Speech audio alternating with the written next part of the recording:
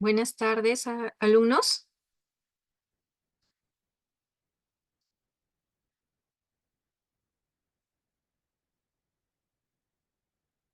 Buenas tardes, Buenas doctora. tardes.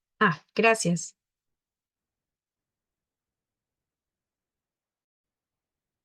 Bien, voy a compartir, por favor.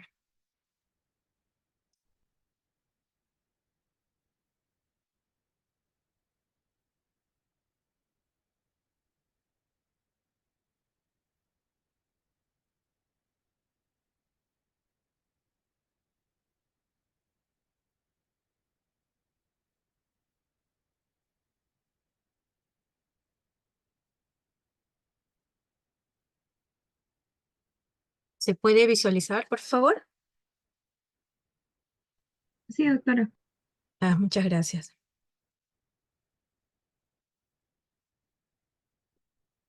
Bien. Síndrome de Sjögren es una de las enfermedades que vemos en nuestra especialidad en reumatología.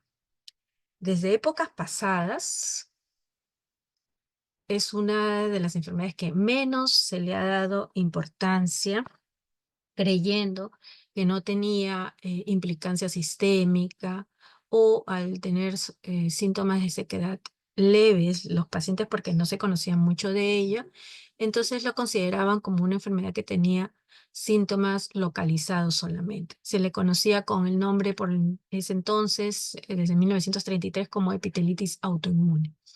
Y su nombre es debido a que el que se puso a estudiar primero, el doctor Hendrik Schoore, fue el que determinó que varios de sus pacientes tenían estos síntomas de sequedad, pero lo determinó solamente, lo definió como una epitelitis autoinmune. Con el correr del tiempo, nuevas tecnologías, nuevas también estudios sobre todo y viendo más pacientes que presentan características similares, es que ya se ha visto de que es una de las enfermedades autoinmunes más frecuentes en la actualidad y sobre todo con mayor capacidad para provocar mala calidad de vida en nuestros pacientes. Se le conoce entonces como una enfermedad inflamatoria crónica, autoinmune, lentamente progresiva, tal cual refiero, que afecta principalmente glándulas salivales y lacrimales, como en forma de una disfunción de estas glándulas exocrinas con la propiedad de producir esta sequedad justamente a nivel oral y ocular. Más adelante vamos a ver que no solamente son los lugares que se presentan así, pueden estar asociados o no a, sobre todo, compromiso extraglandular o sistémico. Esto es el nuevo concepto de esta enfermedad del síndrome de Sjögren. Hay que tener en cuenta de que no solamente el perfil de tener sequedad asociada a afectación general es lo que a los pacientes los limita, sino sobre todo la preocupación de poder tener una afectación y un riesgo incrementado de neoplasias hematológicas, la que se conoce principalmente como linfoma. Entonces, es importante este síndrome de Sjögren porque se presenta con mucha frecuencia, tiene una alta prevalencia en nuestra población adulta, 0.12%. Es una enfermedad que puede desencadenarse hasta la forma sistémica, tiene alto impacto en la calidad de vida de los pacientes, que sobre todo se quejan no solamente de la sequedad, sino sobre todo del síntoma general, que es la astenia, el dolor muscular intenso y la afectación sobre todo de la disponibilidad para su actividad normal, por lo cual se le considera un alto impacto en su calidad de vida. Tiene, al igual que la mayoría de nuestras enfermedades de la especialidad, un tratamiento multidisciplinario. En la epidemiología, debemos decir que esta es una enfermedad frecuente. Sí, de acuerdo a cada lugar donde se desempeña, sobre todo en nuestra zona, en nuestra región, en América Latina es 1 de cada 400 personas que pueden estar presentando este síndrome. Su incidencia global de 3 a 11 casos por cada 100.000 habitantes, su prevalencia también relativamente alta, de 0,01 a 0,72. Se da, al igual que la mayoría de enfermedades en reumato, se da más frecuente en mujeres, casi el 95%. Por cada 10 mujeres, solamente un varón puede ser afectado. Y si es en el varón, lo que predomina más bien es la afectación ocular, que puede llegar a ser severa. En cuanto a la presentación en razas, es la raza negra la que desarrolla un compromiso sistémico mucho más intenso, y a nivel de la población asiática lo que se ve más es una menor frecuencia más bien de sequedad. La edad de presentación más habitual es entre los 40 y los 60 años. Pero también debemos tener en cuenta que el fenotipo de esta enfermedad está relacionada con la edad. Mientras más joven es, se desarrolla más a nivel de la afectación de las sequedad de las glándulas exócrinas y la presentación además elevada de los anticuerpos que ya vamos a ver característicos de esta enfermedad. Y mientras más edad se tiene, más bien lo que se va a desarrollar más va a ser las manifestaciones relacionadas a la enfermedad pulmonar. O sea, va a ser mayor en personas mayores, una afectación de una enfermedad pulmonar intersticial, o también va a ser mayor también la afectación a nivel articular y musculoesquelético. La clasificación es simple, primaria, secundaria, en donde la primaria solamente existen las manifestaciones de sequedad, mientras que en la secundaria sí debemos tener en cuenta que hay otras enfermedades autoinmunitarias sistémicas que pueden estar asociadas y de las cuales apenas tengamos una presentación o una sospecha de síndrome de Sjögren, lo debemos pensar ante una artritis reumatoide, un lupus eritematoso sistémico, miopatías inflamatorias, el mismo síndrome antifosfolípido, las mismas vasculitis o espondiloartropatías seronegativas, la enfermedad del Still o otras enfermedades que no son necesariamente de reumatología, como son una muy frecuente, la tiroiditis autoinmune o de Hashimoto, la hepatitis autoinmune, también incluso ante una diabetes mellitus, en la que puede haber también síntomas de sequedad. Hay que también ver que en el síndrome de Sjögren primario, esta enfermedad evoluciona lentamente, su curso evolutivo puede ser benigno. Y posteriormente, según la evolución natural de la enfermedad, vamos a ver que podemos llegar incluso al desarrollo de alguna enfermedad linfoproliferativa como el linfoma.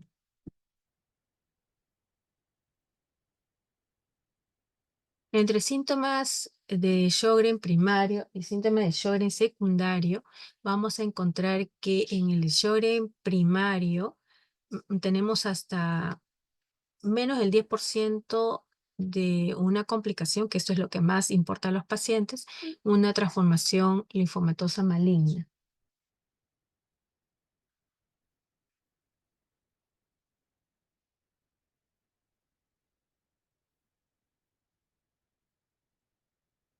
Como la mayoría de las enfermedades que se encuentran en reumatología, también tenemos los famosos criterios de clasificación.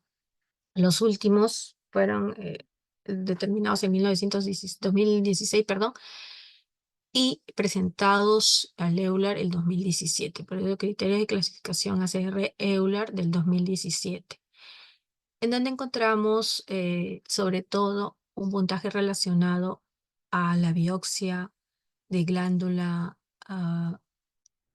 salival, teniendo en cuenta un score mayor o igual a 1, cuando encontramos un número de infiltrado de células moleculares mayor a 50, estas células por 4 milímetros cuadrados de glándula salival. Ese puntaje nos da la biopsia, nos da un puntaje hasta de 3. La presencia en sangre de los anticuerpos anti-SSRA, SSA, perdón, que puede ser RO60 o RO52. Se debe tener en cuenta que no son específicos, pero sí importante su presencia para la definición de síndrome Sjögren. También es un puntaje alto, hasta de 3. Luego ya la evaluación que lo hace en el consultorio de oftalmología, el que nos ayuda grandemente con este síndrome, es para detectar la sequedad en la mucosa ocular. Entonces aquí tenemos la puntuación determinada por este especialista sobre la base del uso de la fluoresceína, en donde vamos a encontrar que esta puntuación puede dar un puntaje de 1, la presencia de positividad a la fluoresceína, así como el test de Schimmer, que es bastante también sencillo para la aplicación, pero que lo hace oftalmología. Lo puede hacer también el reumatólogo cuando tiene el material. Este test de Schimmer a nivel de la producción de lágrimas usando el papel de filtro. También este es un puntaje de 1. Y por último, el flujo salival total, que esto sí lo realiza cirugía de cabeza y cuello. Una prueba para medir el flujo salival recogiendo saliva en un tubo de ensayo durante al menos 5 minutos después de que el paciente haya comido algo, ¿no? Sobre todo algo que le haya producido bastante producción de saliva, como es algo ácido o algo también picante, ¿no? Entonces este le da un puntaje de 1. Al tener ya una valoración de 4 o más de 4, le podemos dar la positividad para la presentación de este síndrome de Sjögren.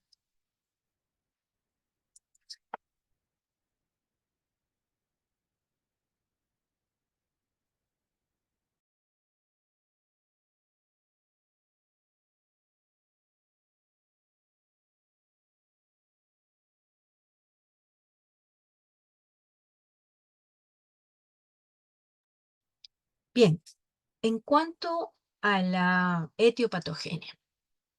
En sí, esta es una enfermedad que es causada por la alteración en el funcionamiento del sistema inmunológico. En realidad son factores que tanto ambientales como genéticos, los cuales van a tener implicancia en su desarrollo. Siempre es una disyuntiva en cuanto a la patogénesis, siempre hay nuevas propuestas de la producción de ello.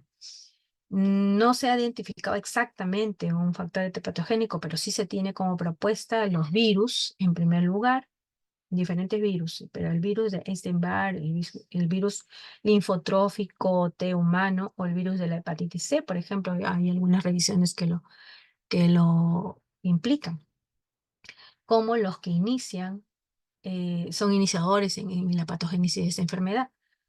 Por otro lado, también se han implicado fármacos, diversos fármacos, sobre todo los que se han utilizado en pacientes con cáncer y que pueden estar provocando una enfermedad similar al síndrome Sjögren. Es una también descripción de últimas propuestas.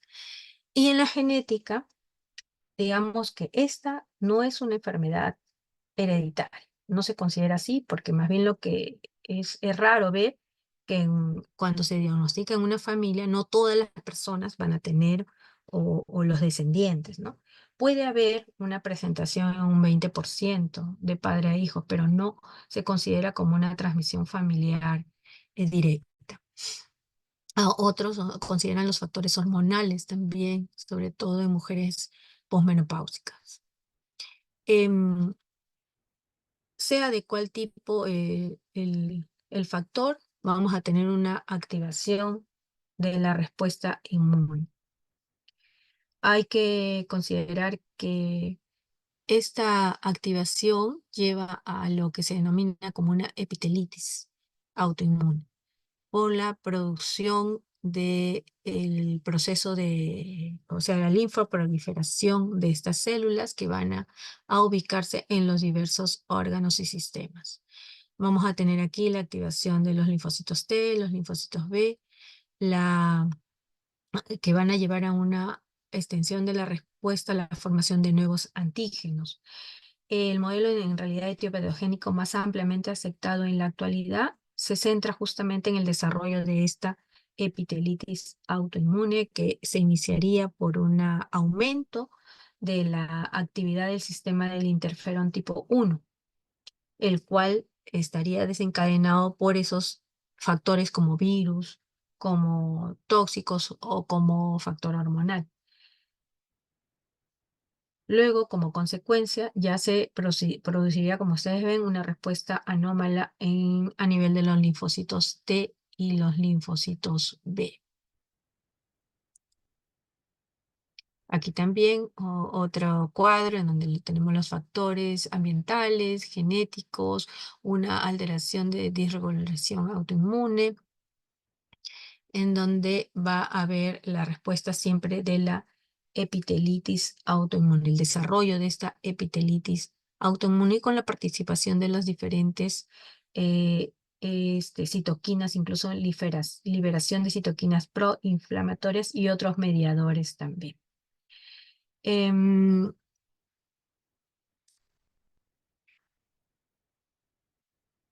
Bien, hay que tener en cuenta que este síndrome Sjögren no siempre está solo, o sea, no siempre se presenta como primario. En la mayoría de pacientes vamos a tener un síndrome Sjögren secundario, o sea, una poliautoinmunidad.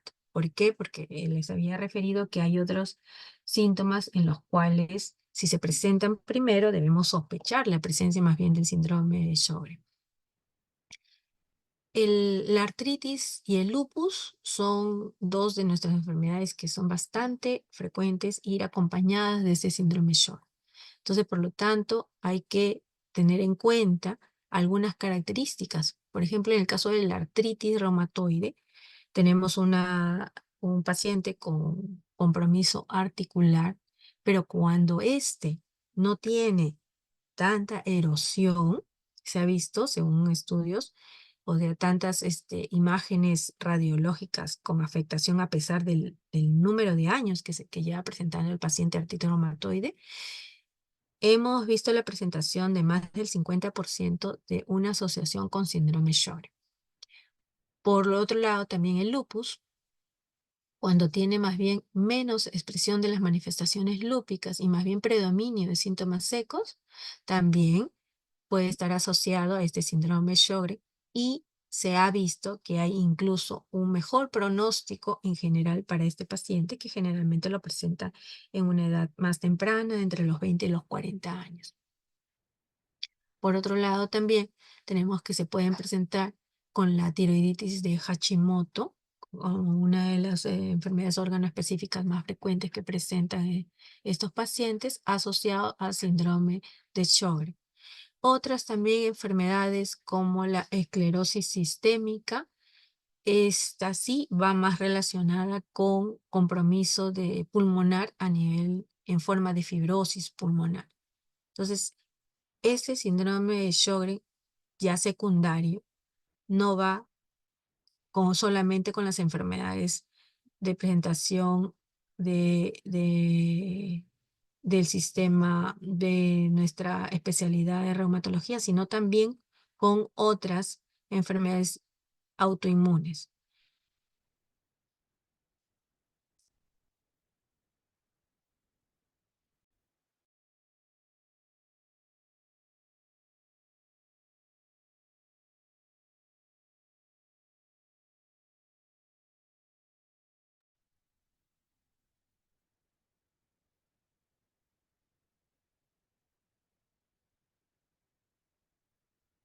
Bien, en la historia natural de esta enfermedad, vamos a ver, como habíamos dicho, es multifactorial. Tenemos la presencia no solamente de factores genéticos, como los HLA, sino también con factores ambientales que se consideran los virus, se consideran tóxicos o medicamentos, se considera el factor endocrino y los cuales van a llevar a la pérdida de una tolerancia inmunológica. se ha visto que la mayor susceptibilidad es en el género femenino.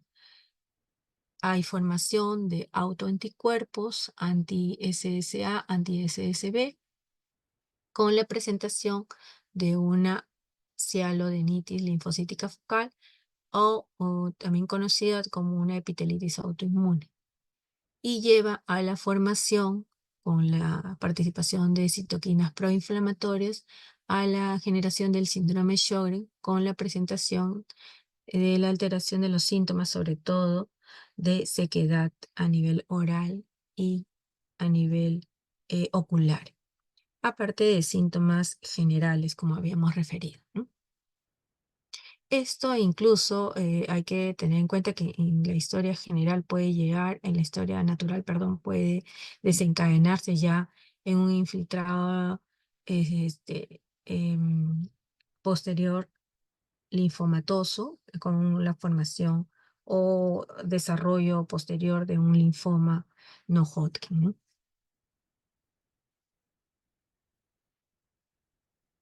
Bueno, esto es lo que más o menos les había referido.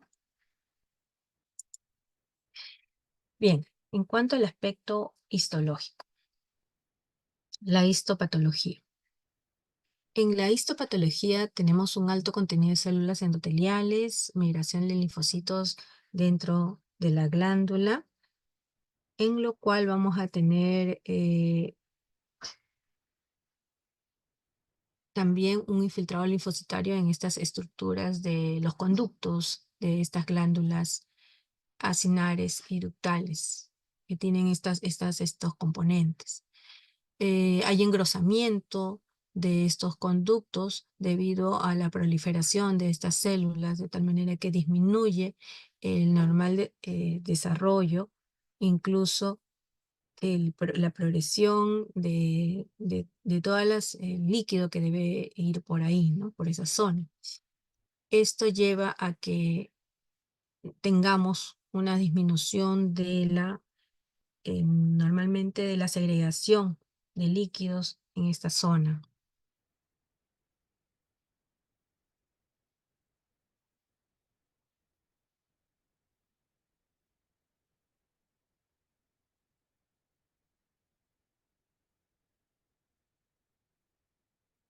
Los síntomas más conocidos son los de sequedad. Entonces vamos a ver, nuestros pacientes se van a quejar de que se atragantan, sobre todo en forma más específica, que tienen una boca seca, que tienen dificultad para pasar los alimentos, que terminan en atragantarse, incluso les lleva a incluso alterar su forma de hablar, según refieren algunos pacientes. Esto también hay que tener en cuenta que lleva a un mayor desarrollo de las caries en general. Por eso es que un grupo muy importante de profesionales que nos envían estos pacientes es el consultorio de odontología, ¿no? Aparte del consultorio de oftalmología. Los pacientes también al definir la falta de lágrimas lo refieren como la sensación de arenilla en los ojos o la picazón en los ojos, como que tienen algún cuerpo extraño, pero que no lo encuentran, ¿no? Además, al producirse esta picazón, también vienen con enrojecimiento de las conjuntivas.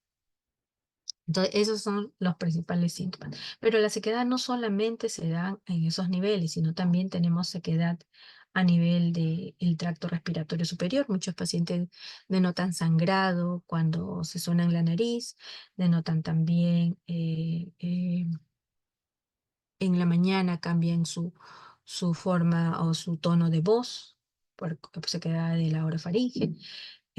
Hay más lesiones a nivel de piel, bastante prurito a nivel de la piel, sequedad de la piel, y sequedad también en otros lugares como la vagina. Entonces, estos síntomas son de gran dificultad y molestia para la calidad de vida de nuestros pacientes. En el cuadro 1, más bien vamos a ver un incremento de la parótida, ¿no? Es así como se puede visualizar. A veces el paciente incluso no lo nota inmediatamente, a veces es otra persona la que le refiere. Entonces la parotidomegalia es también una forma de presentación de esta enfermedad.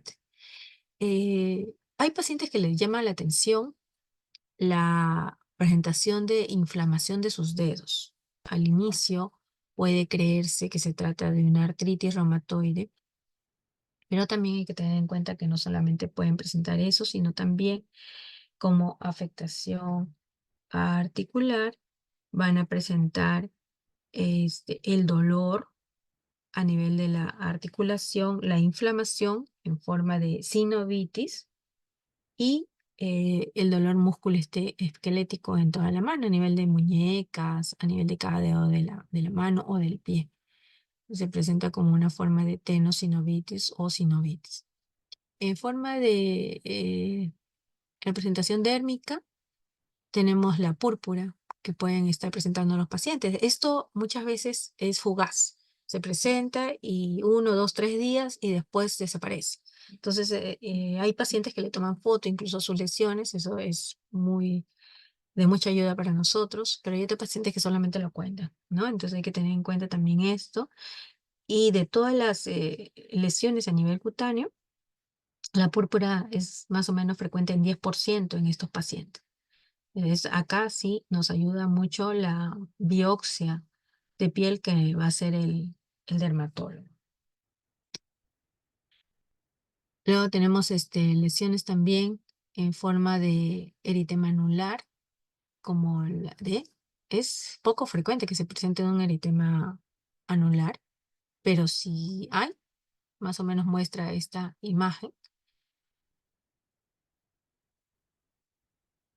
Se conoce también este eritema anular como lupus cutáneo subagudo, ya que es un exantema eritematoso que es muy sensible a la luz.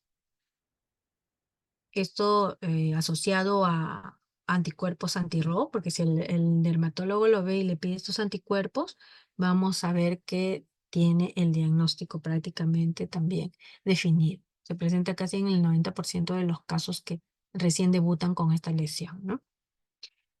Bien, entonces a nivel pulmonar, como acá también nos está refiriendo, vamos a encontrar pacientes que nos refieren, o sea, nos dicen, no, de primera intención no vienen con esa sospecha, pero si le preguntamos, tienen tos persistente, pueden tener disnea o quizás ser una tos seca, propia más de una enfermedad pulmonar intersticial. A veces también hay que descartar la presencia cuando ya la tos es productiva, si es que hay bronquiectasia, y más aún si está asociado quizás o no a tuberculosis, ¿no? Eso hay que detectarlo bien.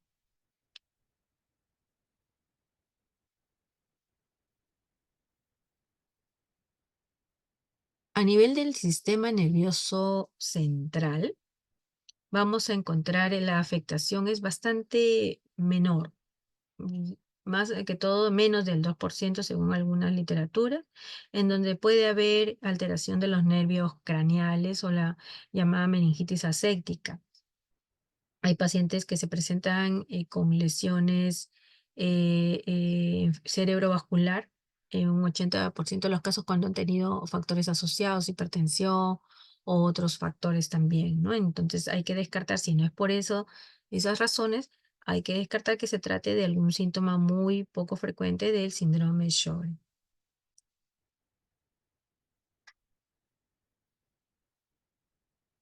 Como afectación del sistema nervioso periférico, hay que también suponer que puede haber, aunque poco frecuente, una neuropatía periférica o una neuropatía axonal, que es un poquito más frecuente que la periférica.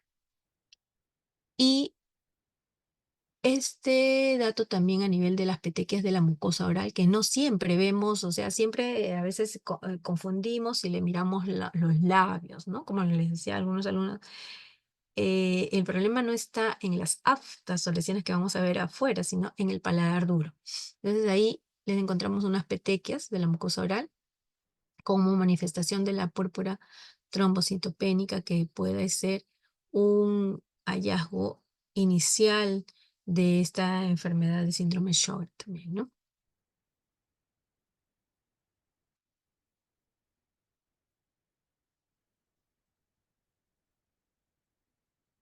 A nivel articular vamos a encontrar también una artritis no erosiva más bien, como artropatía tipo Yakut, que se presenta en el síndrome Sjögren. Con ese tipo Yakut quiere decir que este paciente presenta deformidad, pero es reductible. Usted mueve o se pone una férula y su mano inmediatamente se endereza. Entonces ahí tenemos la diferenciación con si una artritis deformante, en donde a pesar de que movamos las articulaciones, no la vamos a desviar de su presentación que ya tiene el paciente, ¿no?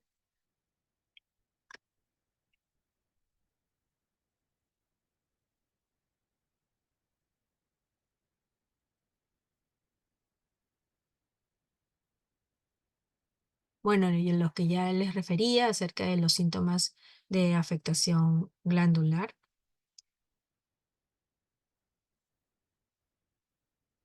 Afectación general, que algo de que sí se refiere acá mucho los pacientes, es el dolor musculoesquelético. Muchos pacientes dicen, pero me duele mucho, tengo mucha fatiga, no me quiero levantar en la mañana, me duelen los músculos, ya no es la articulación, sino son los músculos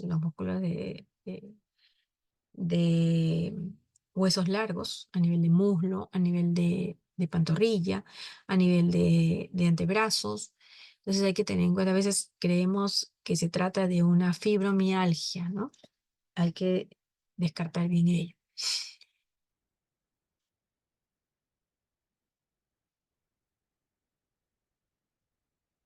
A nivel renal, lo que sí hay que referir, según la literatura, la acidosis tubular renal distal es lo más predominante.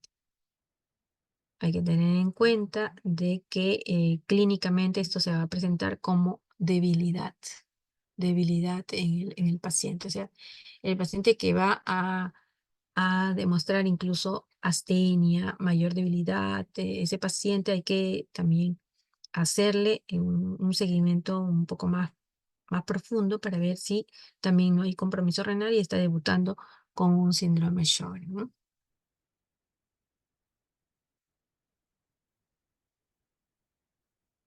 A nivel cutáneo, lo que les había referido, el lupus cutáneo subagudo, como eritema anular. Y bien, aquí el cuadrito de afectación órgano específica del síndrome Sjögren a nivel de piel, en forma de vasculitis cutánea o eritema anular. A nivel articular, en un 16% de la artritis. A nivel pulmonar, la enfermedad pulmonar obstructiva crónica o bronquiectasias también, o en EPIC. A nivel incluso cardiovascular, también tenemos con la presencia del fenómeno de Raynaud, de una pericarditis.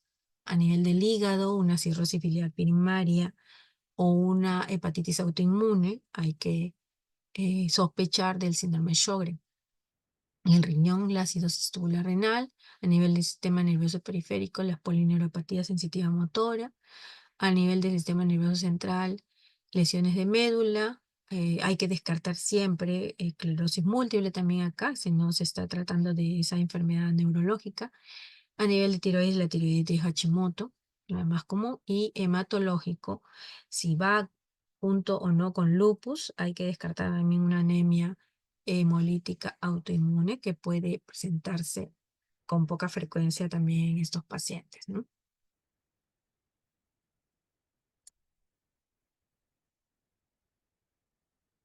Aquí una base de 6 estudios en donde coinciden, sobre todo los subrayados en amarillo, la presentación en el sexo femenino, los síntomas de sequedad oral, sobre todo, de sequedad a nivel ocular también, la presentación del test ocular, sobre todo el test de Schimmer alterado, la biopsia de glándula salival también en la mayoría de ellos con positividad en su respuesta.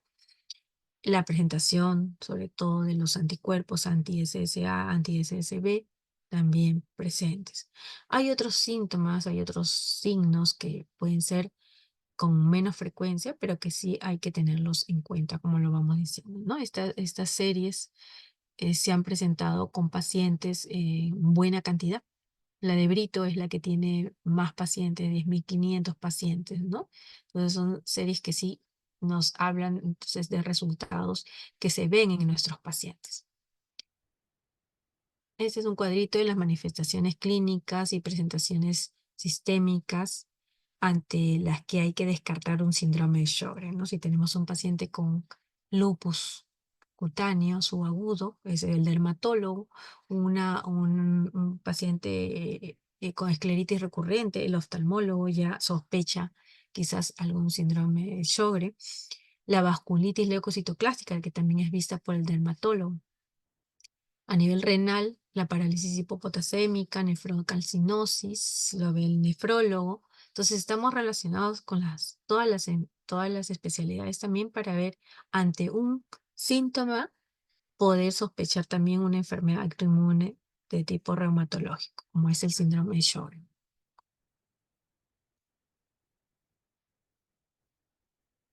Y estas son las enfermedades, también les había referido, las enfermedades sistémicas y específicas que nos pueden hacer suponer que estamos también asociados con un síndrome de Sjögren si se está presentando alguno de los síntomas de esto, ¿no?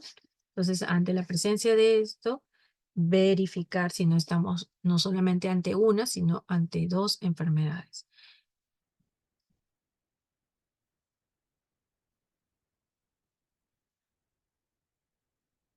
Para las pruebas diagnósticas, para el estudio de glándulas salivales y lacrimales, utilizan esta tasa de flujo salival que lo hace cirugía de cabeza y cuello para poder determinar bien la presentación y el resultado, positivo o no, que nos lleve a pensar o sospechar este diagnóstico.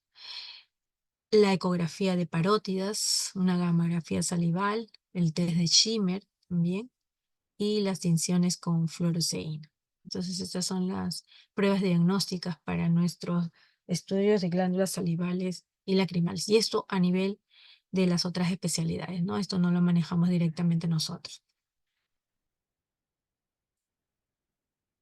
Un fluxograma en donde hay que tener preguntas iniciales al paciente, síntomas de ojo seco, sensación de cuerpo extraño, el uso muchas veces, a veces el paciente no lo sabe, usa lágrimas artificiales desde antes, pero no sabe que podemos estar sospechando de un síndrome de Sjögren. Síntomas orales ante la boca seca, ante una tumefacción parotidia, ante la necesidad intensa de beber líquidos también al comer sólidos. Entonces esto nos lleva a pensar o no en esta enfermedad. La presentación importante inicial de estos autoanticuerpos, hay que tener en cuenta también en qué laboratorios se realizan, porque muchas veces los laboratorios no son tan seguros y al paciente le dan un falso diagnóstico.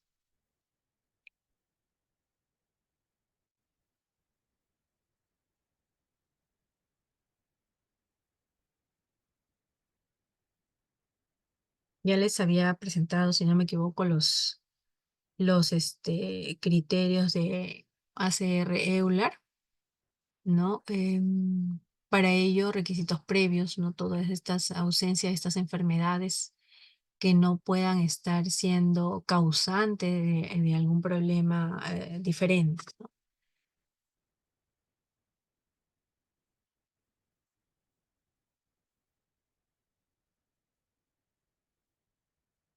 Hacer hincapié de que los factores de riesgo cardiovascular sí deben vigilarse mucho, muy intenso, muy profundo, ya que hay un gran riesgo de accidentes cerebrovasculares, por ejemplo, infartos del miocardio o tromboembolismo en los pacientes con síndrome de Sjögren.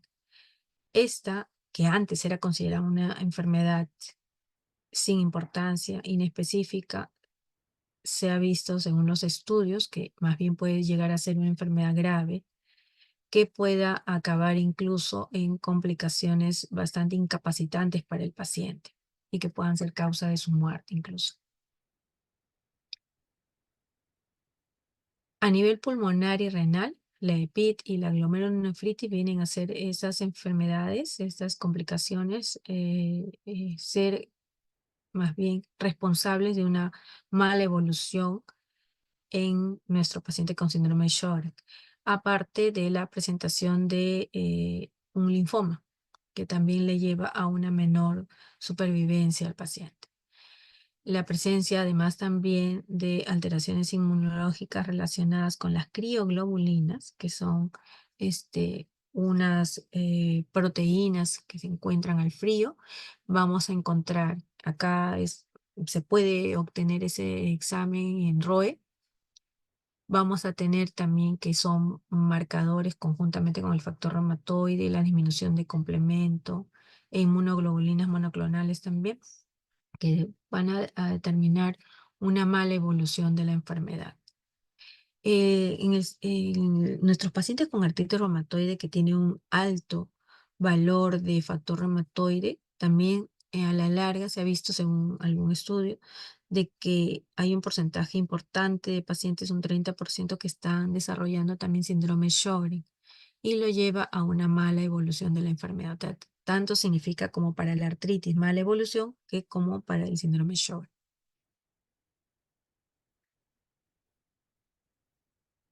Hay que tener en cuenta, mientras más temprano detectemos la enfermedad, es importante un tratamiento agresivo, intenso, para poder disminuir la mortalidad.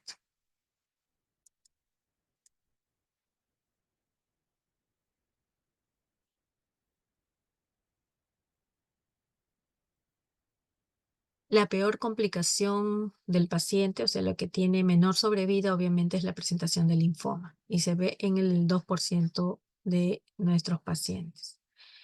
Hay que tener en cuenta que el diagnóstico se demora incluso al no sospechar de esto del paciente.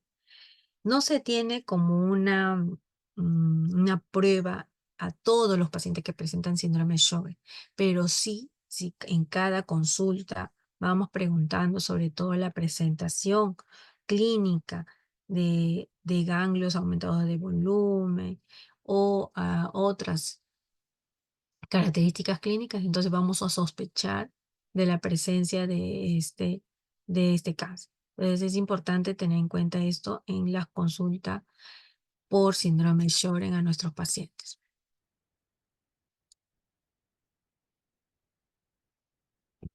Lo que sí le hacemos al paciente también, siempre, es los controles hematológicos y de los marcadores inmunológicos.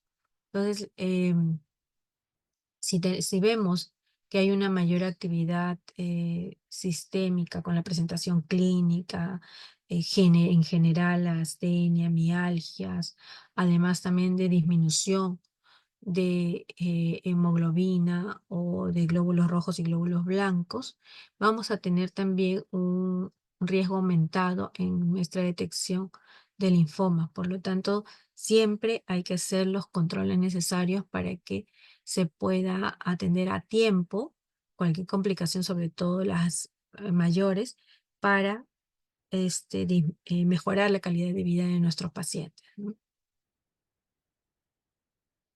Siempre con cabeza y cuello también se ve la posibilidad de un desarrollo de un cáncer de tiroides, cáncer de labio, entonces, o incluso cáncer de estómago, la sospecha de ello. Los controles no solamente son al inicio con cabeza y cuello cuando se va a hacer la biopsia, sino también para posteriormente 3 a 6 meses que puedan detectar la presencia de algún otro factor que nos esté mostrando el inicio de otra neoplasia, ¿no? Bien, entonces vemos pues que con todas estas características clínicas que sabemos de nuestros pacientes con síndrome Sjögren, vamos a llevar a un tratamiento en forma más temprana. Em,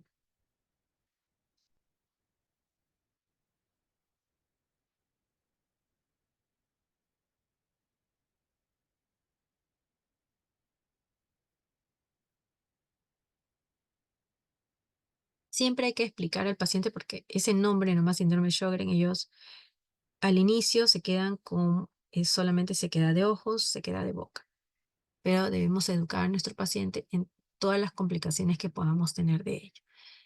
Hay que prevenir posibles complicaciones que se den ante esta sequedad, sobre todo ante esta, no solamente como les digo, estas mucosas, sino también diferentes mucosas que tenemos en el cuerpo. También debemos prevenir ante sospecha de la malignidad. Esto hay, como les decía anteriormente, con los exámenes para detectar neoplasias, si vemos un fenómeno de reino bastante persistente, marcado que no calma con la medicación, puede darnos a sospecha esta malignidad o la presencia de gamma-apatía monoclonal en el examen pertinente. Claro que esto no se hace por el CIS, pero quizás indicarle algo más que se pueda realizar los pacientes para poder salir de la duda de sospecha de un problema maligno. Se utilizan sustitutos, o sea, se utiliza el tratamiento en forma local para disminuir el síntoma local. Lágrimas, saliva sustituta, lubricaciones a nivel vaginal, a nivel de las fosas nasales, de los oídos, porque todas esas mucosas se secan extremadamente y le producen bastantes problemas al paciente. Otros fármacos que ya vamos a referir más adelante para es producir más saliva. En forma sistémica también el uso de pilocarpina o cevimeline, también que no hay este último en nuestro medio. O también el uso, sobre todo para el tratamiento de la artritis y de la artralgia. Los analgésicos antiinflamatorios se deben utilizar para este dolor musculoesquelético, teniendo en cuenta los efectos secundarios. Hay que también ver que el primer antirreumático que se utiliza es la hidroxicloroquina para nuestros pacientes. Ya el uso de corticoides va a restringirse solo a las personas con enfermedad sistémica activa, que nos van a ayudar sobre todo para controlar esos síntomas. La queratoconjuntivitis seca generalmente es vista por el oftalmólogo, pero sabemos que el tratamiento ya con hidroxicloroquina por un lado o metrotexate por el otro, o sea, los fármacos iniciales, vamos a tener también conjuntamente con este tratamiento local mucha mejoría en la sequedad a nivel ocular. Entonces, esto lo hace oftalmología. El tratamiento de la xerostomía solamente cabe aquí incrementar la salivación. Y para ello, teníamos antes un producto que era salival, que era sustituto de la saliva, pero creo que se ha descontinuado, ¿no? Ya no lo traen acá. Por ahí que uno u otros pacientes lo utilizan, pero hay que utilizar otras formas. Uno bastante económico y más asequible a nosotros es el que el paciente mastique goma de mascar sin azúcar para que no le produzca caries también, ¿no? La estimulación de la salivación. También con productos ácidos, quizás con limón, em, y el que use obviamente bastantes líquidos, ¿no? Por otro lado, la pilocarpina se utiliza también en forma de inyectables o tabletas. Son aprobados por el tratamiento de la serostomía.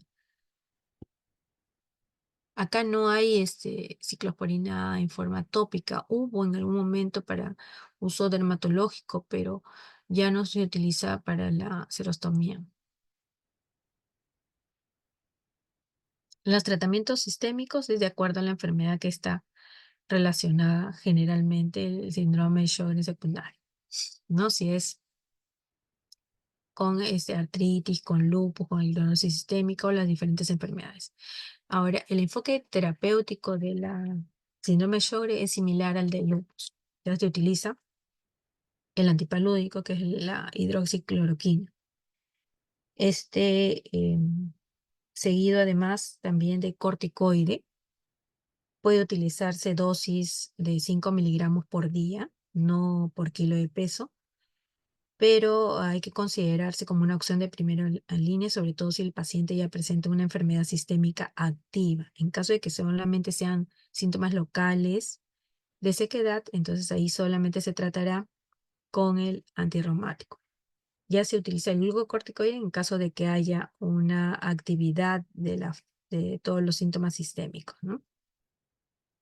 Se puede llegar a utilizar 5 miligramos o hasta una dosis de 0,5 miligramos por kilo de peso por día.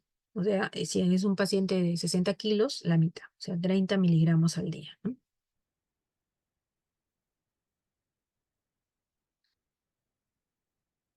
Otros antirreumáticos también que se utilizan para el síndrome de Sjögren es el metrotexate, que lo tenemos más a mano, es más cómodo, económico.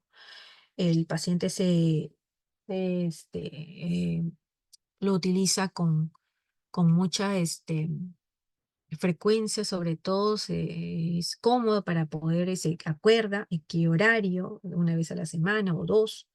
Así tiene bastante educación en cuanto al uso de este metrotexate y los efectos adversos, si se da de esa forma, son menos para el paciente, ¿no? Hay que tener en cuenta que, por ejemplo, el paciente que va al síndrome de Sjögren secundario conjuntamente con una hepatitis autoinmune, obviamente esto no se va a utilizar, porque ya sabemos que el metrotexate es hepatotóxico. En ese caso, utilizaremos una hidroxicloroquina o también hay otros fármacos como azathioprina, hay ciclofosfamida, micofenolato, hasta leflunomida que se puede utilizar en estos pacientes. Eso siempre y cuando haya problemas en forma sistémica, o sea, manifestaciones sistémicas. Aquí en este cuadro, el tratamiento prácticamente localizado, ¿no? Para la rinitis, esto lo ve dermatología o otorrino, perdón. Eh, le podemos indicar quizás alguna aceites nasales, descongestionantes, pero eso con la ayuda de otorrino. Para la fatiga va muy bien el utilizar hidroxicloroquina, aparte de terapia física. Y obviamente el problema a nivel de las mucosas de vagina, vamos a tener ya también conjuntamente con ginecología el tratamiento para ello.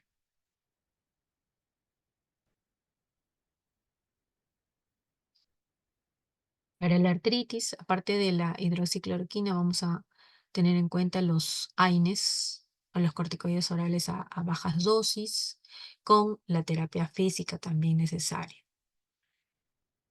Para la neumopatía intersticial, utilizamos, aparte del corticoide, en primera línea azatioprina o ciclofosfamida podemos utilizar también. Para el problema sí, renal, sí necesitamos sobre todo tratamiento conjunto con nefrología, si es que hay algún problema ácido básico en nuestros pacientes, ¿no? Para la neuropatía periférica se adiciona gabapentina u otro antidepresivo que pueda ayudar a nuestros pacientes a mejorar ese síntoma. Para la vasculitis, sí va muy bien el uso del corticoide en pulsos con metilprednisolona. Ya, si el paciente tiene una complicación mayor, ya se llegaría a la plasmaféresis, eso en un paciente hospitalizado, obviamente, ¿no?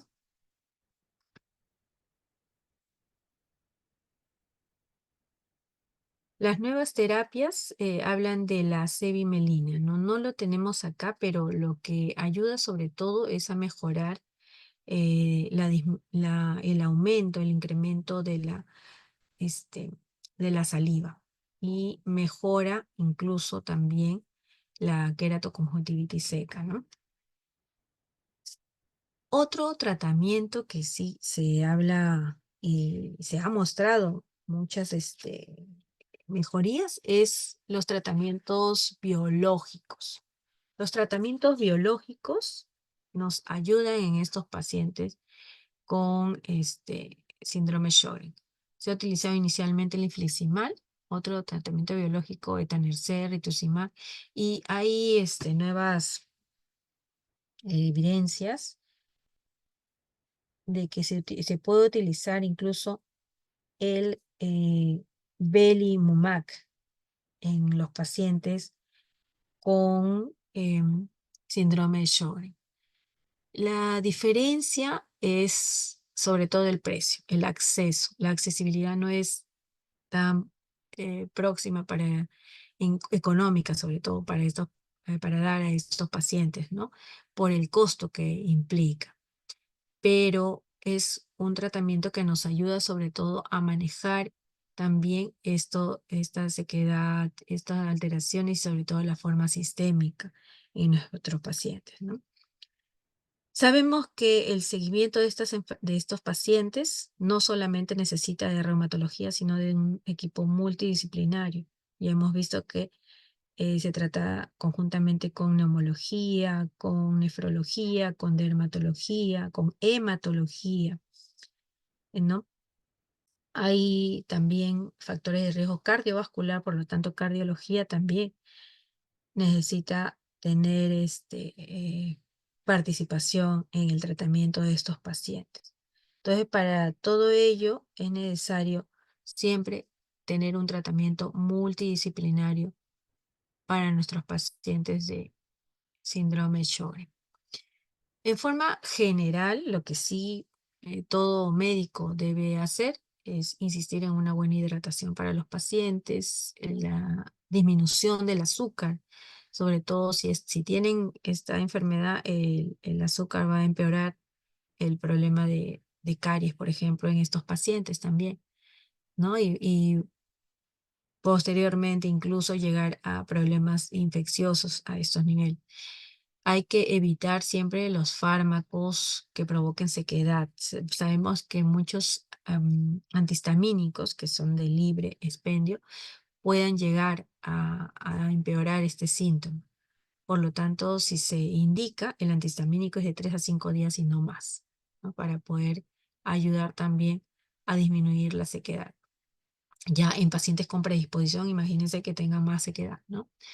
Em, Evitar también mucho los ambientes de baja humedad. El uso constante de aire acondicionado también puede llevar a nuestros pacientes con alteración en el manejo de estos síntomas.